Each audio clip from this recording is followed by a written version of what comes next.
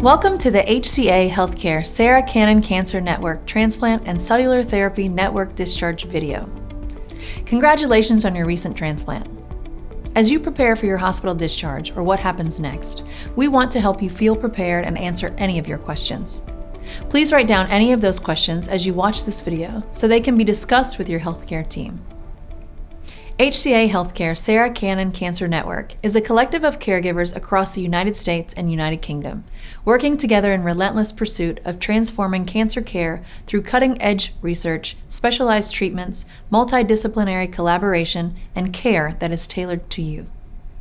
Oftentimes, the anticipation of discharging from the hospital is filled with both excitement and uncertainty. Our care team is committed to ensuring you are set up for success upon discharge. There are several factors taken into consideration when determining the appropriate and safe timing of your discharge. These factors include the recovery of neutrophil count, which are infection-fighting cells, that you've had no fever for 24 hours and you're able to eat both food and liquids. You'll also need to be able to take your medication by mouth.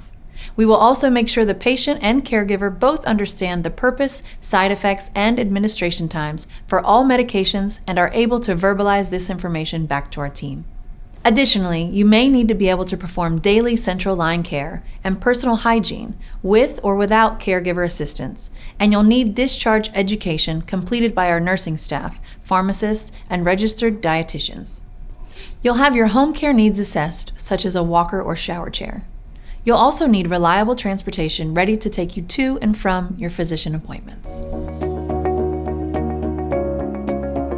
Engraftment is an important milestone in the process of your post-transplant journey. After transplant, the healthy, blood-forming cells you received on transplant day move through your bloodstream and begin to settle into your bone marrow. Engraftment is when the cells begin to grow and create three kinds of new, healthy cells: white blood cells, red blood cells, and platelets. White blood cells fight infections. One important type of white blood cell is the neutrophil. These cells are made in bone marrow and travel in the blood. They sense, move toward, and fight infections. Red blood cells contain hemoglobin, which helps to carry oxygen from your lungs to all parts of your body. Platelets help your body form clots to stop bleeding. If one of your blood vessels gets damaged, it sends out signals that are picked up by the platelets. The platelets then rush to the site of damage and form a clot to repair the damage. Until your new cells engraft, your body can't fight off infections. Your transplant team will share guidelines on how to lower your chance of infection. After transplant day, and while you're waiting for your cells to engraft, you'll have your blood drawn every day so it can be tested in a lab. The test will count how many white blood cells, red blood cells, and platelets you have. Each day your transplant team will give you your numbers so you can see the progress. Engraftment can happen at a different time for each person. Often it happens within a couple of weeks to about a month after transplant day. White blood cells are the first of the cells to engraft, followed by the red blood cells and platelets. You may need red blood cell and platelet transfusions to keep your numbers in a safe range while you wait for engraftment. It's important to keep in mind that every patient's situation is unique. Your personal experience with engraftment will depend on specific factors, including the type of transplant, the source of your new cells, your overall health, the status of your disease, and how your body reacts and responds to the transplant. During your recovery, your transplant team will care for you, treat any side effects, and monitor you carefully for complications and infections. A caregiver plays an important role in a transplant patient's healthcare and recovery. In fact, most transplant centers require patients to have a caregiver to help care for them throughout the transplant process. As a caregiver, you will be called on to gather information, talk to doctors, participate in your loved one's care, and provide support. It can be overwhelming to be in a new world of medical terms, test results, and treatment choices. Each transplant patient's needs are different, so talking with your loved one ahead of time will give you a better understanding of their expectations. Caregivers will be responsible for a lot of the day-to-day medical, practical, and emotional support needed during the transplant. We encourage you to be an advocate. Let's go over the medical support responsibilities you'll have as a caregiver. Caregivers are responsible for communicating with the healthcare team and administering medications as scheduled. You'll also be monitoring and recording oral temperatures of the patient twice a day or when they're feeling unwell. You'll need to encourage the patient to do some walking and sitting up in their chair, monitor and remind them of their liquid intake, and remind them to do their mouth care. Caregivers are responsible for noticing any changes in the patient's condition and calling for medical help in an emergency. As a caregiver, you'll also be responsible for practical support needs. You'll be escorting the patient to and from clinic visits and assisting with financial and insurance issues. It's a good idea to check with a social worker about the possibility of grant funding options. At home, you'll be helping prepare meals according to a low microbial diet, maintaining a clean home environment, and reminding the patient to shower daily. Socially, you'll be keeping any family members and friends up to date on how the patient is doing, managing the number of visitors, and preventing contact with ill family or friends, and having masks for the patient when appropriate. You'll also be providing emotional support for the patient as a caregiver. Paying attention to their moods and feelings, communicating and listening to them, understanding any needs, and helping to make decisions are all ways you'll support the patient's emotional health. Being a caregiver is a full-time, 24-hour, 7 days a week responsibility. It is tiring, demanding, and stressful, especially if the patient's condition, schedule, or treatment changes. You may not be able to work and will need to stay with your loved one for most of the day and night. The caregiver must escort the patient to and from the outpatient cancer care clinic. While at the outpatient clinic, you can take some personal time, and this is something we strongly recommend. It is important for you to maintain a positive attitude, calm demeanor, and flexible approach while also providing support. Your medical team cares greatly about how you are doing overall, which is a concept we call wellness. Wellness includes how you, whether you're the patient or the caregiver, are doing physically, cognitively, emotionally, socially, and if relevant, spiritually. We encourage you to reach out to someone on your care team at any point moving forward if you feel you're struggling in one of these areas and would like to know what options are available for professional support and caregiver resources. Caregivers are so busy and often their own physical activity and wellness starts to plummet.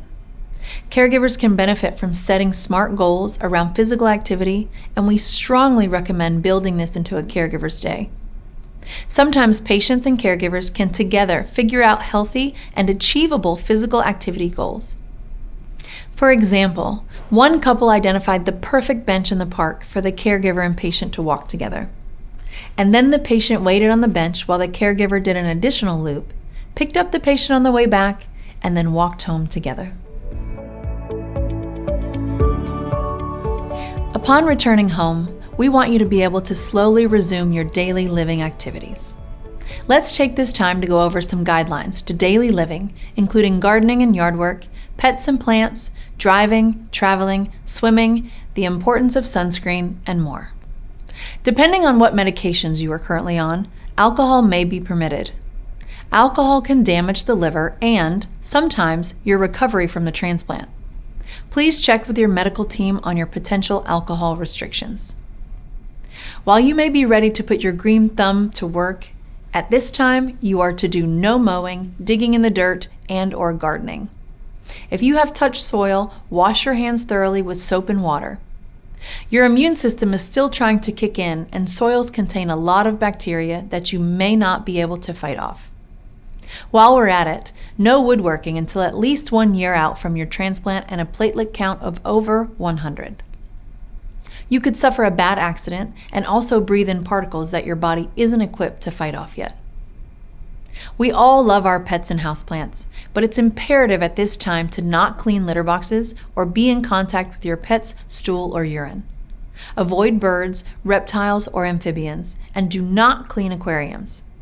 Be sure your pet's immunizations and health checks are up to date, and do not get any new pets during this important recovery time. Have your vet check your pet for toxoplasmosis every year.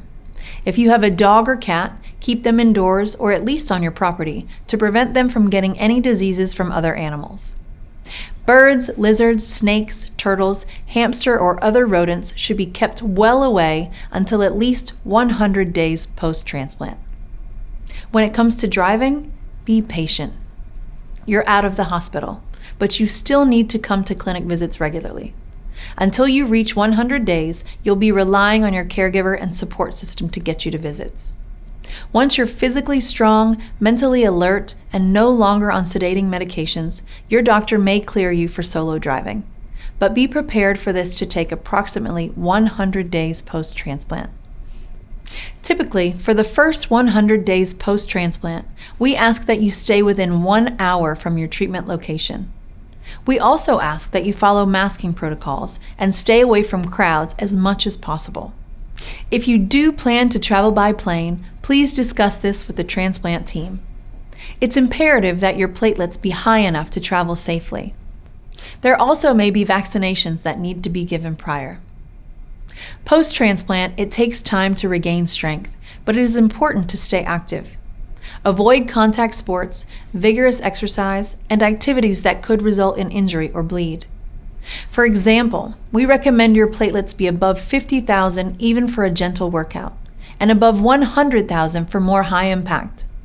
You'll need to be cleared by your medical team before restarting workouts, and if you plan to go to the gym, try and go during off hours. Sanitize machines prior to and after use, wear a mask, wash hands thoroughly, and shower after. When it comes to swimming, you'll want to aim for uncrowded, chlorinated pools and rest often. Remember, you will tire easily. Try to time your visits in the early or late hour to miss the crowds. Follow masking procedures and listen to your body.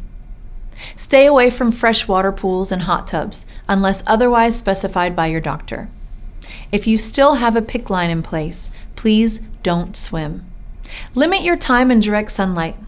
Your skin will be more sensitive and you may find you burn more easily due to the chemotherapy regimen and the medication you have taken or are currently taking. If you are out in the sunlight, we recommend you spend no longer than 30 minutes out each time. Protect with sunblock that has an SPF of 30 or higher every time, and wear appropriate covering like wide brim hats, long sleeves, and light-colored clothing and sunglasses. Do not go fishing if you have an indwelling intravenous catheter or central line. You'll also need to wait 100 days after your transplant before baiting, hooking, touching, or cleaning any fish. And no offshore fishing until at least 1 year post-transplant. If you plan on hunting, check with your medical team about your platelet count if using high-impact rifles, and do not clean meat until 1 year post-transplant. Laundry is a task that your caregiver and support system will need to handle for you. Do not handle dirty laundry until 100 days post-transplant. While it is okay to fold clean laundry, be sure to avoid all harsh soaps and detergents. A clean living environment is important after your transplant, but cleaning, like laundry, is something your caregiver and support system will need to do for you. Light housework is acceptable for you to handle after 100 days post-transplant, and you do not need to be the one deep cleaning until 6 months post-transplant. A supporter will need to vacuum, dust, and/or mop your home every week. And as the patient, you should not be in the room during the cleaning process and for an additional 30 minutes afterwards. Use products that are labeled antibacterial, and cleaning kitchen counters before and after food preparation is highly recommended. Allogeneic transplant patients need to be sure bed linens, including comforters and pillows, are laundered twice a week, and that all pillows and comforters do not contain any down feathers. We'll now go over health guidelines for intimacy and sexual activity. These topics can be very personal, but please ask your transplant team any questions at all so you're fully prepared to stay healthy. Hugging and kissing is encouraged if your partner has no sick or cold symptoms. Sharing a bed is also acceptable as long as partner, again, has no cold or infection symptoms. Please check with your transplant team if you are on maintenance therapy or anti-cancer therapy. During sexual activity, using lubricant is advised. Use caution if your platelets are less than 50,000. Alternative forms of sexual interactions should be discussed with your transplant team. Be sure to use effective methods of birth control to avoid pregnancies until cleared by your transplant team. Use condoms until 100 days post-transplant, or if your partner has a history of sexually transmitted disease, and no oral or anal sex until 100 days post-transplant. Again, your transplant team is here for you to help answer any questions you may have. Let's take a moment to talk through some very important concepts to think about when it comes to wellness within the context of cancer. First, wellness is relative. If you go down the path of comparing how you are doing, for example, how far you're walking, how your mood is, how many friends you're connecting with, or what you can do with them, to how things were before, you're at significant risk for becoming discouraged and losing momentum to keep making progress. While we encourage you to take active steps towards your wellness goals, we recognize the tremendous strain and stress you and your body have been under and remain under. Small and steady progress makes far more sustainable and stronger improvements in the long run than pushing too far, too fast. As undoubtedly you've discussed with your medical team, physical activity is very important for not just your physical wellness, but for your emotional wellness as well. Sometimes how much or what type of physical activity a patient does during recovery from transplant can become a source of tension between the patient and caregiver, as they may have very different expectations and perspectives about what is possible or reasonable. We recommend having a conversation with your medical team about what SMART goals for a physical activity are. Writing these down, trying hard to work toward them, and then discussing barriers or challenges at your next appointment versus letting this become a source of tension or conflict at home. Caregivers, if you have the benefit of having other social supports who can come by to spend time with your loved one while you get out to run errands or engage in self-care, take them up on it. Caregivers who take care of themselves are the best caregivers and are much less prone to burnout. Often, caregivers battle guilt, feeling like they shouldn't do things they enjoy while their loved ones can't. But in reality, self-care and maintained social connection for caregivers leads to the best emotional and physical outcomes for patients. As you prepare for the next phase of this journey, whether you are the patient or the caregiver, we wish you maximum wellness. Please reach out to anyone on your care team if you could feel that you could use additional support with any of the areas that we just talked about. We encourage you to take care of your body, your mind, your emotions, and your spirit with the utmost care. And also know that progress with wellness is not always a straight line.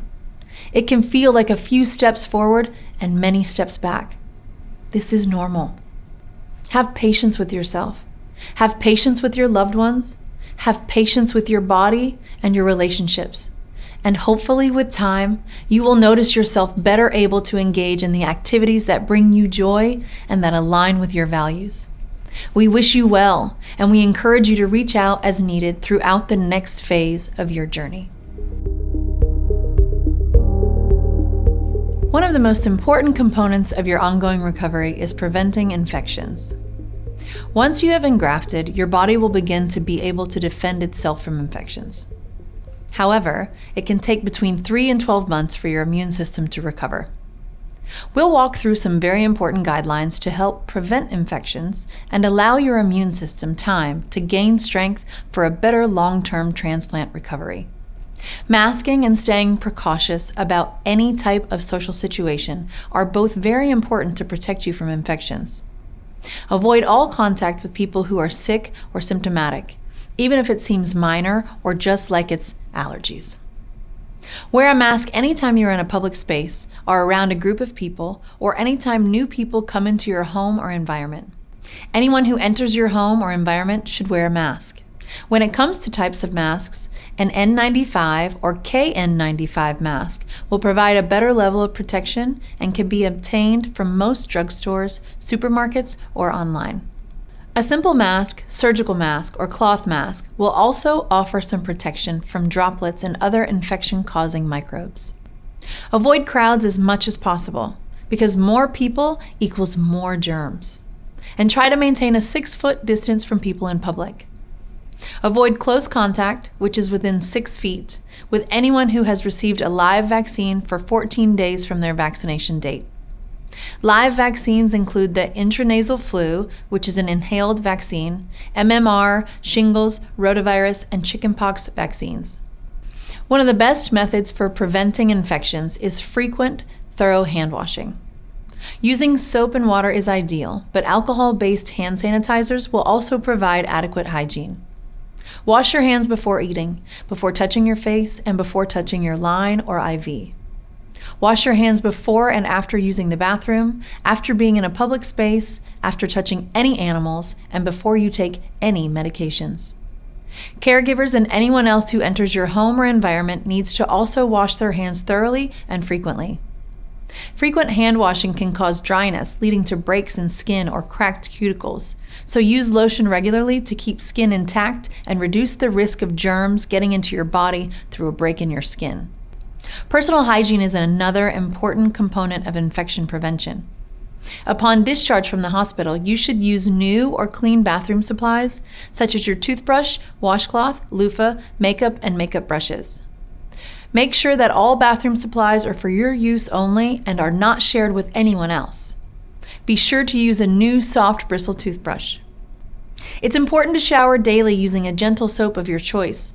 Avoid drying soaps like ivory or deodorant soap, as they will dry out your skin. If you were using a CHG soap or other hospital-provided soap during your transplant, it is not required that you continue to use that soap unless directed to do so by your physician.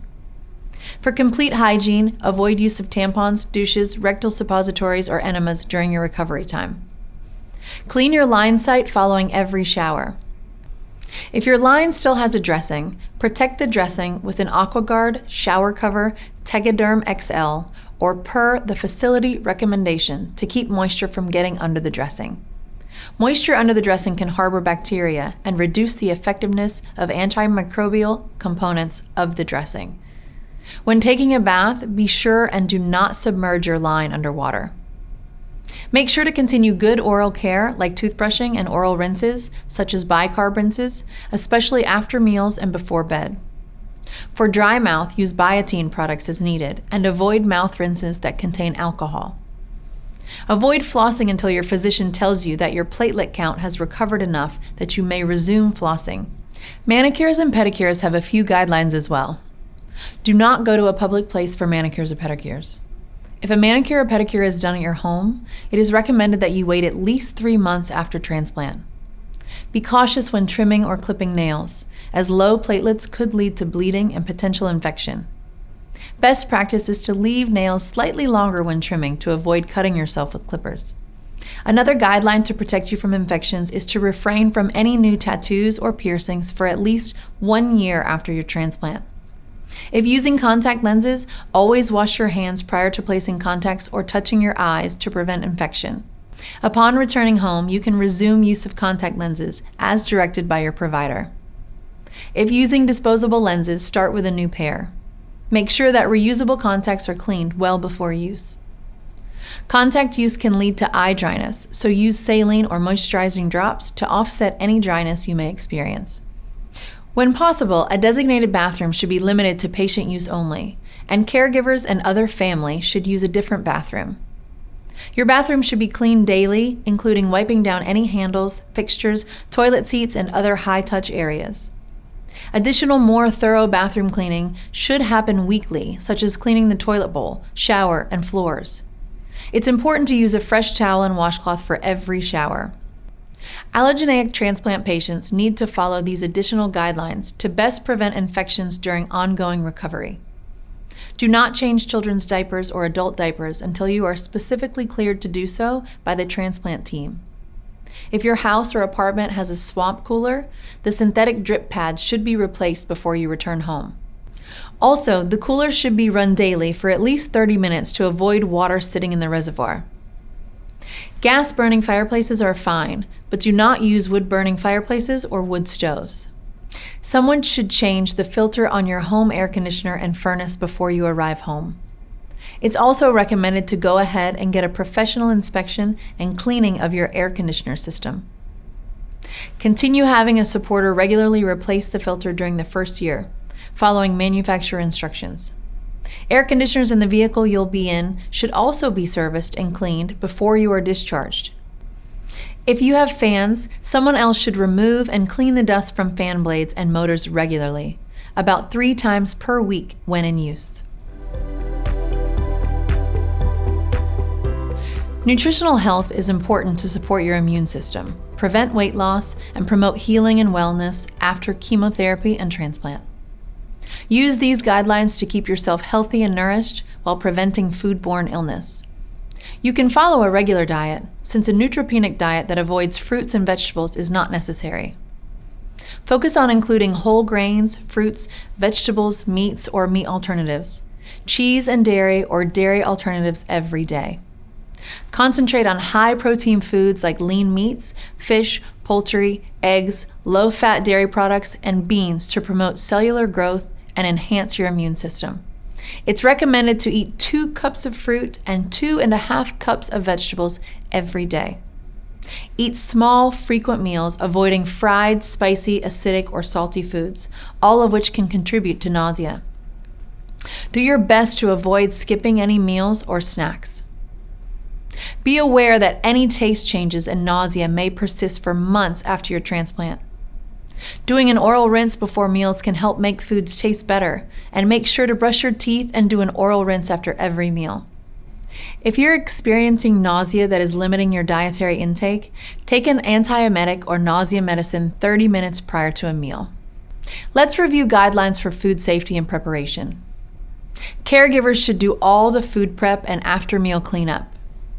Caregivers need to wash hands with soap in warm water before and after food prep and after handling raw meat. Patients need to wash hands before and after eating. Wash fresh or raw fruit and vegetables in running tap water for at least 15 seconds. Do not use soap, detergents, or produce sprays, but a small brush can be helpful in removing surface dirt. Even thick-skinned produce like bananas, oranges, and potatoes should also be washed. Wash cutting boards, dishes, utensils, and countertops before and after use. Separate raw meat, poultry, and seafood from other foods by placing them in a plastic bag when buying groceries or storing in a refrigerator.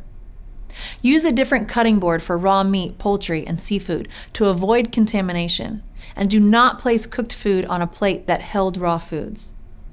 Cook all foods fully and don't consume rare or medium rare meats. Use a thermometer to ensure foods are fully cooked. Do not defrost food at room temperature. Place frozen foods in the refrigerator to defrost, or use a microwave and cooked thaw foods immediately after thawing. Leftovers should be thrown out after 3 days, which is 72 hours. Do not save food at room temperature and return to it later. You'll need to dispose of half-eaten meals. Keep the refrigerator clean and clean spills immediately. Do not use water from a community well, but city tap water is safe to use. Now, for some guidelines to keep you safe when restaurant dining. Avoid crowds until approved by your physician. Check the general condition of a restaurant to assess the care taken in their food preparation. Avoid dirty restaurants and less than trustworthy food preparation. Salad bars, buffets, potlucks, store samples, and sidewalk vendors or food trucks are risky dining options. Any self-service dining option like buffets should be avoided due to the number of people who contact foods. Avoid foods made by neighbors or friends unless you are confident in their food safety and preparation. Let's go over guidelines for dietary supplementation.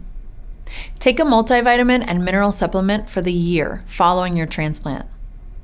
Multivitamins cannot contain iron, herbs, or other plants, or more than 200% of the recommended dietary allowance of vitamin and mineral needs. Speak to a dietitian about which multivitamin is best for you. Calcium is essential for bone health, especially for adult females and people taking prednisone or steroids. Calcium-rich foods include dairy products, beans, and nutritional supplements. Magnesium and potassium are often very low during and after a transplant. Magnesium-rich foods include nuts, bran cereals, brown rice, and whole grain breads. Potassium-rich foods include fruits like bananas, vegetables such as avocados, and dairy products. Nutritional supplements like Kate Farms or Gain, Ensure, or Boost are good sources of protein, vitamins, and minerals, especially if meals are challenging. You can use these in addition to dietary intake daily or as a meal replacement occasionally. Probiotics should be avoided because they could overwhelm a compromised immune system. Rebuild gut health with yogurts, cheeses, and green leafy vegetables. You have already been following an immune-compromised diet during your chemotherapy treatment prior to transplant, so there will not be many changes from the guidelines you are currently following. These guidelines are to help protect you from any food-related disease or complications such as food poisoning. Keep perishable food items safe to consume by following these guidelines. Store meats and dairy and frozen foods at a safe temperature. When grocery shopping, never select items with damaged packaging, such as leaks or tears. Place raw meats and poultry into a plastic bag to keep meat juices from dripping on other foods. Put refrigerated or frozen items in your cart last, and then put these items away first when you get home. When selecting non-perishable food items, be sure and check the expiration dates and do not buy or use anything that is out of date. Don't purchase damaged items such as dented cans, cracked glass jars, or products with torn packaging or damaged tamper-resistant seals. It's a good habit to be aware of use-by dates on items before using them at home. Now, let's go over guidelines around deli foods. Deli-style meats are not allowed because the machine used for slicing meat is not often cleaned adequately to protect you from possible contamination. Sandwiches from fast food places or delicatessens are not permitted. Don't purchase ready-to-eat items that share space with raw food items to prevent cross-contamination. Make sure you observe the clerk washing their hands and putting on fresh gloves before they serve you. Keeping your food safe at home is another important focus to decrease your risk of contracting a foodborne infection. Check your refrigerator temperature, which should be 40 degrees or less. When thawing meat, place it into a bowl or container and make sure it does not drip onto other food items. Store ground meat, poultry, and fish for 1 to 2 days only. Red meat should be used within 3 to 5 days. If you have eggs, leave them in the store container and do not store them in the door of the refrigerator to help make sure they remain at a safe temperature. Store cooked food in the refrigerator no longer than 3 days, and if you want to keep it longer, place it in the freezer instead.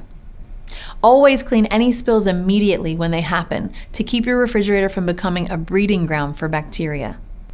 Now, let's talk about safe ways to store your food in the freezer. First, check the temperature of your freezer. It should be set and maintained at 0 degrees. The quality of food suffers with items that are frozen for long periods of time, such as freezer burn on meats and vegetables. It is okay to eat an item that passed its expiration date while frozen, but be sure to cook or use the item as soon as it has thawed. Once items have been thawed, bacteria can become active, so be sure to handle thawed items as you would any perishable item. Freezing keeps food safe by preventing the growth of bacteria that can cause foods to go bad or could cause foodborne illness. Store pantry items such as canned foods and other shelf-stable items in a cool, dry place. Never store food over the stove, under the sink, in a damp garage or basement, or any other place that will be exposed to extreme high or low temperatures. Improper food handling or preparation can be a cause of foodborne illness. So here are guidelines to best keep you safe. It is important that you follow good hand washing technique when handling food. In general, wash your hands before and after handling food, using the bathroom, taking medications, changing diapers, or handling pets. Wash all utensils, can openers, cutting boards, and countertops with hot, soapy water before and after coming in contact with raw meat, poultry, or fish. Use cutting boards made from plastic, marble, glass, or ceramic, as these are easier to clean and more sanitary than wood cutting boards. When possible, use one surface to clean or prep fruits and vegetables and a different surface for raw meats. This simple practice will help prevent cross-contamination of your food. If you do use a wood cutting board, it is recommended to sanitize it using 1 tablespoon of unscented liquid bleach in 1 gallon of hot water. It is not recommended to go into the dishwasher. When cooking at home, red meat such as ground beef and steaks should be cooked to well done, without any visible pinkness, which is a suggested internal temperature of 150 degrees or more. Seafood is permitted to eat if it has been cooked. No raw oysters or ceviche due to the risk of bacteria. Pork products such as pork chops, pork steaks, or roasts should also be cooked well done without any visible pinkness of the juices or meat. 160 degrees is the suggested internal temperature for pork. Chicken products including whole chickens, breasts, tenders, wings, and ground chicken should be cooked well done without any pinkness or pink-tinged juices. This is a suggested internal temperature of 165 degrees or more. Eggs are recommended to be cooked through or hard cooked. It's not permitted to consume any sunny side up, over easy, and soft-boiled eggs. Food left out on the counter can begin to grow bacteria within a few hours. Never leave perishable foods out on the refrigerator longer than 2 hours. Divide leftovers into shallow, airtight containers. You should always reheat leftovers thoroughly either in the microwave or stove, and never reheat leftovers more than once. Some good news is you can eat at restaurants and enjoy curbside pickup by following these guidelines. Avoid dining at restaurants during peak times. Keep in mind that using curbside pickup is typically safer than sitting down for a meal in a restaurant. Select a place with good reviews for cleanliness. Ask for your food to be prepared fresh or make a special order. Do not get lettuce, tomatoes, pickles, or onions on your burgers or sandwiches from these restaurants. Use your own washed vegetables from home instead. Use single-serve condiment packets and avoid buffets and salad bars. Soft-serve ice cream, yogurt, and milkshakes are not allowed from restaurants because the machines are not adequately cleaned and could harbor bacteria that could make you sick. Store-bought packaged ice cream and yogurt are allowed. Raw fruits and vegetables are okay at home once they have been washed using white vinegar and water mixtures that are a 1 to 3 parts ratio. Don't share food on your plate, utensils, or beverages with family or friends to help protect you. Try different foods, as your taste will still be a little off at discharge. If you are still experiencing nausea at discharge, avoid spicy items or foods that have a strong odor. Be sure and use your prescribed antiemetics or nausea medicine 30 minutes before you plan to eat if needed. Remember, you do not have to eat 3 large meals per day. You can get adequate calories by grazing all day, in addition to using approved nutritional supplements such as Boost or Ensure. Alcohol is discouraged until your physician gives you approval.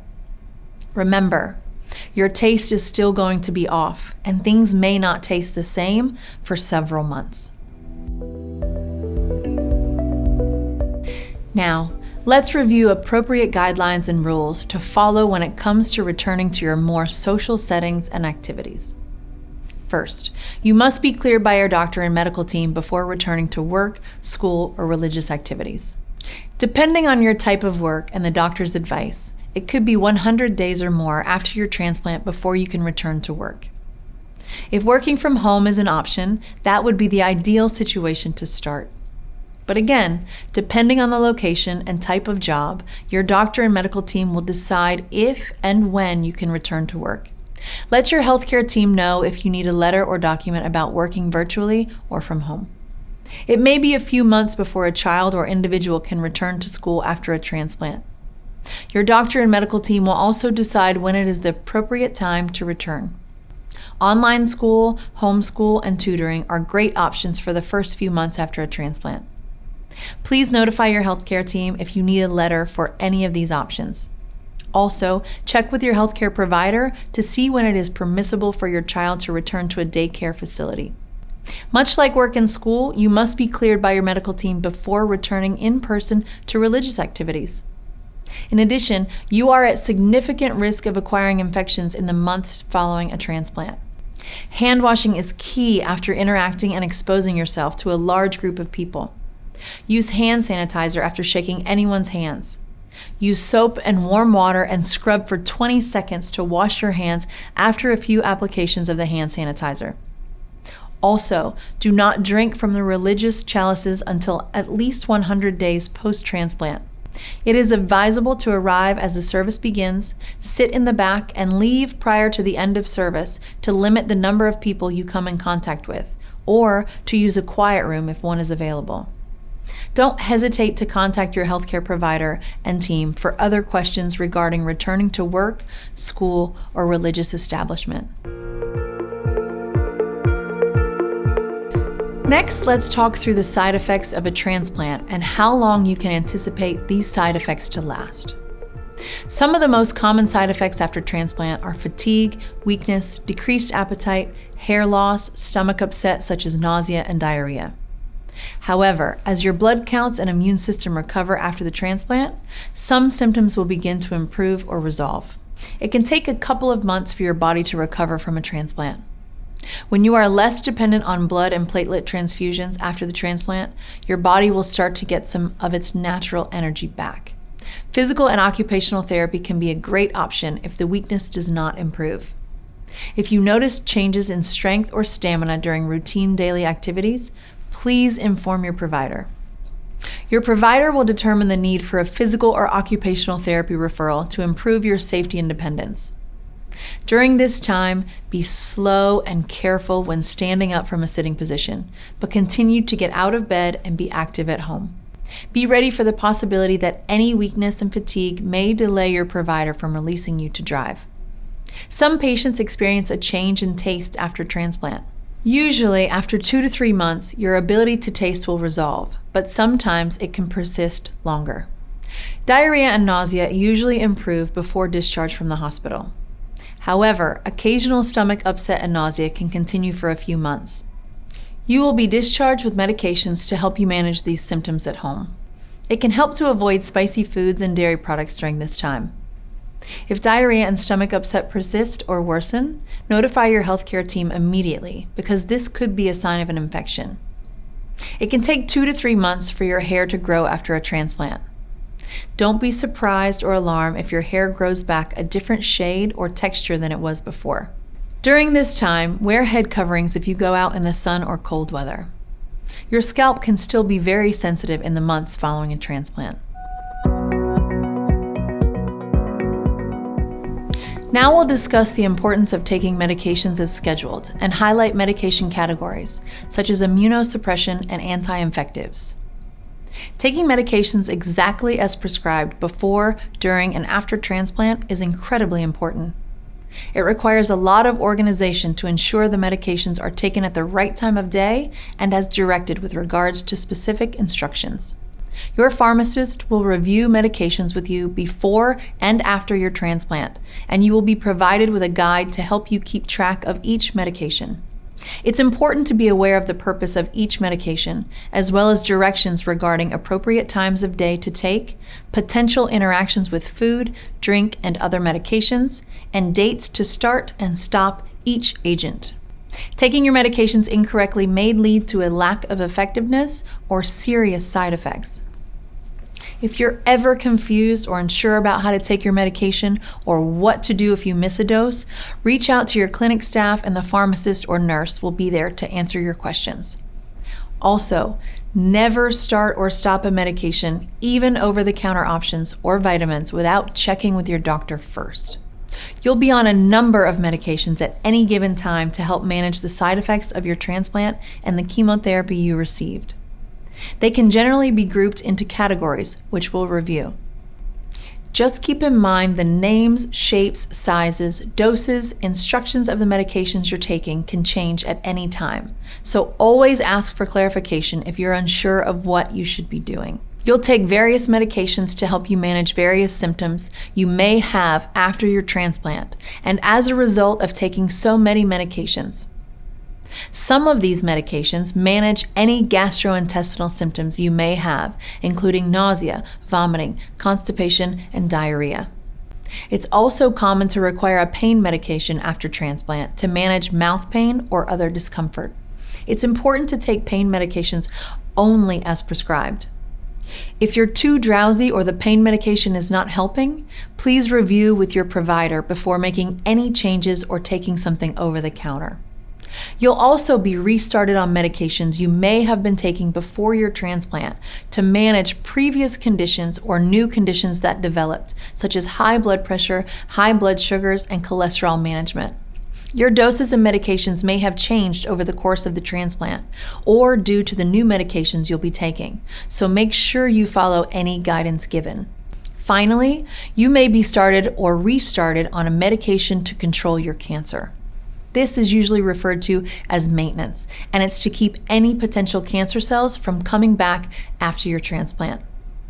Your provider will instruct you on when to start or stop this medication. While this doesn't encompass everything you may be taking, we hope this review emphasizes how important it is for you and your caregiver to record medication details, stay organized, and take your medications as prescribed. Your provider and the team's primary role is to make sure you're as comfortable as possible during the journey. So make sure you report any physical or mental discomfort as well as any uncertainty around the medications you're taking. It can be overwhelming, but the team is ready to help clarify any questions or issues you may have. Allogeneic transplant patients have additional concerns during recovery due to the use of donor cells. A common, sometimes serious side effect is graft-versus-host-disease, often abbreviated as GVHD. An allogeneic transplant uses healthy, blood-forming cells, also called stem cells, donated by someone else. GVHD develops when new donated cells do not recognize a patient's body, and as a result, their body is attacked by the new cells. GVHD can range from mild to severe, or in some cases, it can be life-threatening. GVHD may be temporary, or it may be a disease that you continue to have long after transplant. If you develop GVHD, your doctors will provide treatment and help ease your symptoms. Some common symptoms of GVHD are skin rash, yellowing of the skin or eyes, and diarrhea. There are things you can do to lower your chances of developing GVHD. The first is to take your prescribed medicines and continue to take them even if you feel healthy. Secondly, be alert for any warning signs and tell your doctor about any changes in your body that you see or feel. Your transplant team will give you a list of signs and symptoms to watch out for. Sometimes primary care doctors or hematology oncology specialists may not know the symptoms of GVHD. It's important for all of your doctors and transplant team to talk to each other and share information about your health. If you're concerned about a new symptom at any point, ask your doctors to check in with each other. The third is to avoid exposure to the sun. The sun's UV rays may trigger GVHD or make it worse. If you go out, make sure you always wear a hat, sunglasses, long sleeves, and pants. Also, apply SPF 50 sunscreen to all exposed skin. You may also want to wear SPF clothing for added protection. Always remember that the sun on a cool day and cloudy day can be just as damaging as on a hot and sunny day. The treatment for GVHD works well for many patients. However, you may need to be treated for weeks or months. This is because it can take time to find the best medicines for you with the fewest side effects. This class of drugs is used to prevent the immune system from being too aggressive right after your transplant. This class of drugs is probably the most dynamic in that you'll be on different ones at different times, depending on your status post-transplant.